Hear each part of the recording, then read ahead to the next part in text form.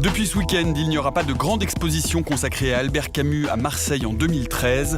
Le projet, lancé il y a plus de 3 ans, a été purement et simplement annulé. Selon la direction de Marseille-Provence 2013, il s'agit d'un retrait unilatéral de la fille d'Albert Camus qui gère l'œuvre et le fonds de son père. Catherine Camus dénonce, elle, la confusion et l'absence de réponse dans les délais de la municipalité phocéenne. Le 65e Festival de Cannes n'a pas encore commencé qu'il fait déjà parler de lui. Un collectif de femmes a publié samedi dans Le Monde une tribune pour dénoncer l'absence de réalisatrices dans la compétition officielle. Le délégué général du festival, Thierry Frémaux, a lui exclu toute forme de discrimination positive pour la sélection. De toute l'histoire du Festival de Cannes, une seule palme d'or a été attribuée à une femme, Jane Campion, pour la leçon de piano en 1993. L'été approche à grands pas, c'est l'heure du mercato des séries aux États-Unis. Bonne nouvelle pour les aficionados du soap médical Grey's Anatomy, dont la survie était menacée.